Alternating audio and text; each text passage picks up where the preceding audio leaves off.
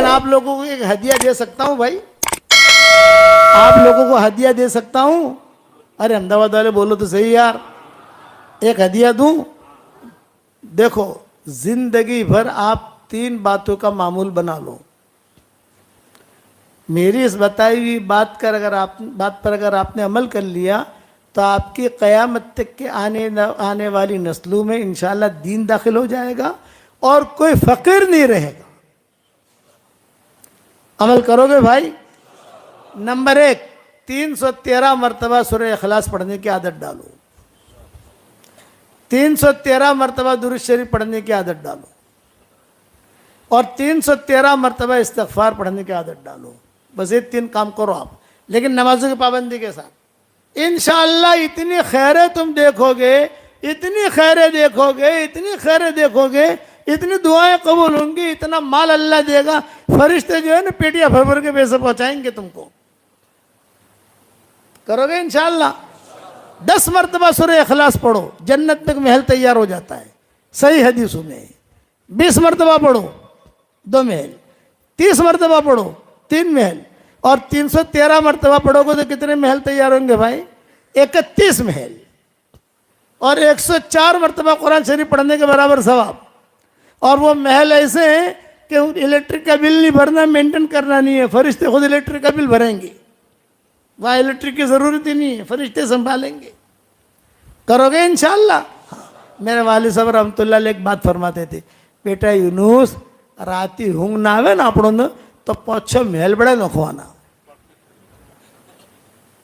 میرے والد صاحب کہتے تھے کہ رات کو نیند نہیں کروٹیں بدلتے ہو نا تو 5-6 محل یعنی 60 مرتبہ سورہ اخلاص پڑھ لینے کا سوتے سوتے, تو اپنا جنتی بنگلہ بھی تیار ہو جائے گا اور نیند بھی آ جائے گی.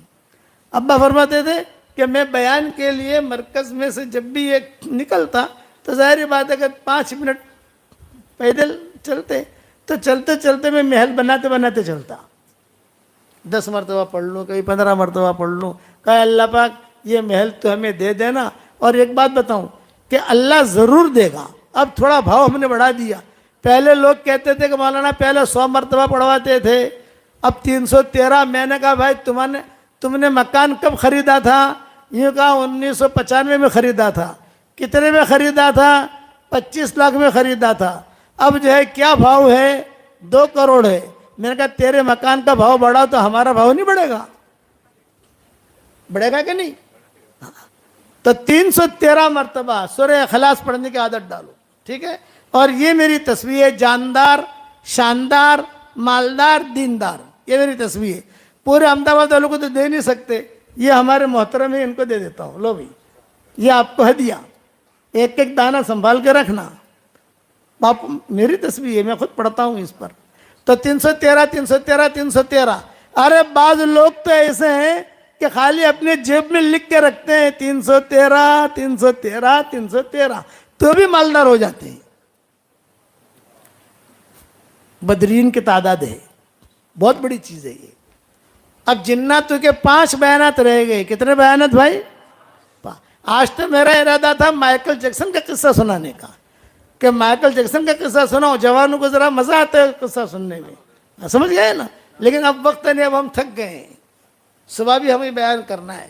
اب دعوت کا کام یہ ہمارا سدا بہار ہے, سدا بہار کام دعوت کا. ہر آدمی یہ نیت کرے کہ ہمیں دعوت تبلیغ میں لگنا ہے. لگو گے انشاءاللہ؟ چلے لگاؤ, مسجد جماعتیں بیٹھو, 3 دن لگاؤ, لیکن ہمارے ساتھیوں کے مشورے سے, بغیر مشورے کے نہیں. ہماری شورے کی جماعت ہے, ہر مسجد میں ہمارے ساتھی ہیں الحمدللہ. مرکز میں جاؤ, جمعرات کو بیان ہوتا ہوگا, سنیچر کو بیان ہوتا ہوگا, اجتماعات ہوتے ہیں, مشورے ہوتے ہیں, شریک ہو جاؤ. یہ کام ایسا کام ہے جو اللہ محدود ہے. دین کے جتنے کام ہیں وہ محدود ہیں. مدرسے محدود, 1 کروڑ مدرسے آپ نہیں کھول سکتے, 10 لاکھ مدرسے نہیں کھول سکتے. خرچہ کون کرے گا؟ مکتب بھی قائم اتنے نہیں کر سکتے آپ جو اتنے خانقاہیں نہیں بنا سکتے. لیکن دعوت کا کام ایسا اللہ محدود اللہ نے دیا ہے ہمیں کہ سب جگہ دعوت کا کام کر سکتے ہو, لوگوں کو دعوت دے سکتے ہو آپ. اور لیکن ایک شرط ہے, اب ہم ایک شرط لگاتے ہیں, تبلیغ کا کام کرو، دین کا کام کرو، مدرسے کا کام کرو، خانقاہ کا کام کرو، ایک شرط کے ساتھ، اور وہ شرط کیا؟ صفات کے ساتھ کرو، پکنک نہیں۔ جو حج میں پر آتے ہیں وہ آپ مسافہ کرتے ہیں، میں نے کہا آپ آئے ہو بہت مبارک، پکنک مت کرنا ورنہ اللہ پکنک دے دے گا۔ جماعت میں جانا جاؤ، پکنک نہیں۔ ایک مرتبہ میں بیٹھا ہوا تھا، میرے 2 کان ہیں، بائیں کان سے میں سنتا نہیں ہوں اور داہنے کان سے پورا سنتا ہوں۔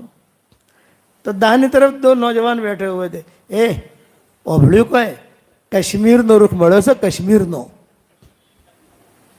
اتنے گجراتی جانتے ہو نا، کشمیر کا رخ ملا ہے اور بہت اچھا رخ ہے، اپنے میلک کی جماعت بنائے تو نا گھومنا بھی ہو جائے گا، ٹینشن فری بھی ہو جائیں گے، کشمیر بھی دیکھ لیں گے اور چلا تو ہی پورا ہو جائے گا۔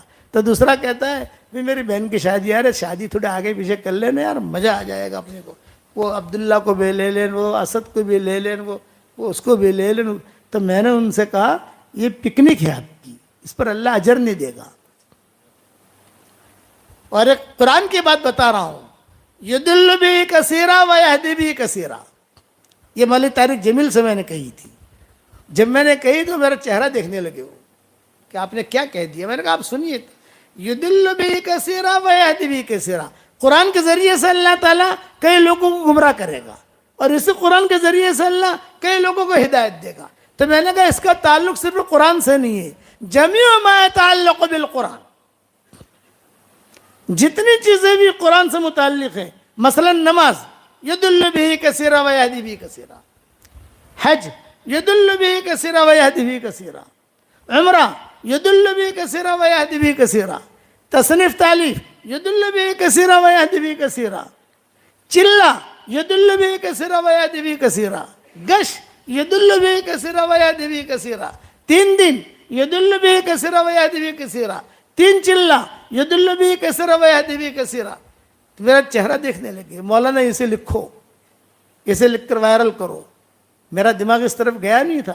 میں نے کہا جتنی چیزیں قرآن سے ملتی جلتی ہیں اس کی وجہ سے اللہ گمراہ بھی کرے گا اور اس کی وجہ سے اللہ ہدایت بھی دے گا۔ پھر میں نے کہا کہ دیکھو جہنم میں سب سے پہلے مشرک نہیں جائے گا، جہنم میں سب سے پہلے یہودی نہیں جائیں گے، جہنم میں سب سے پہلے نصارہ نہیں جائیں گے، تو جہنم میں کون جائے گا؟ وہ دین کے کام کرنے والے جہنم میں سب سے پہلے جائیں گے جن کی نیتوں میں کھوٹ تھا۔ یہ ابا فرماتے تھے۔ اور پھر بھرے مجموع میں، رائے میں 10 لاکھ کا مجموعہ ہوتا تھا، تو ابا کہتے تھے کان کھول کے سنو، میں اس لیے کہتا ہوں تاکہ حشر کے میدان میں پکڑا نہ جاؤں، میں اس لیے کہتا ہوں تاکہ حشر کے میدان میں اللہ مجھے نہ پکڑے، اس لیے کہ میرا بیان لاکھوں آدمی نہیں کروڑوں سنتے ہیں۔ اور حضرت جی پیچھے بیٹھے ہوتے تھے اور حضرت شیخ بھی پیچھے بیٹھے ہوتے تھے، دونوں بزرگ۔ اور حضرت جی کے سامنے کہہ رہا ہوں، حضرت شیخ کے سامنے کہہ رہا ہوں کہ دعوت اور تبلیغ کا کام کرتے کرتے اگر کوئی بگڑ گیا تو کعبے میں جا کر بھی سدھرے گا نہیں، مدرسہ چلاتے چلاتے اگر کوئی بگڑ گیا وہ کعبے میں جا کر بھی سدھرے گا نہیں۔ یہ ابا کہتے تھے۔ تو سارا مجمع جو ہے پٹھانوں کا بہت روتا تھا۔ ابا کہتے تھے کم کرو لیکن کوالٹی کے ساتھ کرو۔ تو دعوت کا کام کرو گے انشاءاللہ کوالٹی کے ساتھ، صفات کے ساتھ۔ ابا کہتے تھے بیان کے لیے بیٹھتا ہوں تو اللہ سے کہتا ہوں کہ اللہ صرف تیرے لیے کر رہا ہوں، میرا کوئی اور مقصد نہیں ہے۔ اور 3 میرے ہدیہ قبول کر لیا آپ نے، 313 مرتبہ کیا پڑھنا ہے بھائی؟ واہ واہ۔ پھر 313 مرتبہ اور پھر 313 مرتبہ استغفار۔ انشاءاللہ جب دوسری مرتبہ آئیں گے تو اس کو پھر اور بڑھا کے دیں گے آپ کو۔ ابھی اتنا تو شروع کرو۔ اب بتاؤ اللہ کے راستے میں جانے کے لیے کون کون تیار؟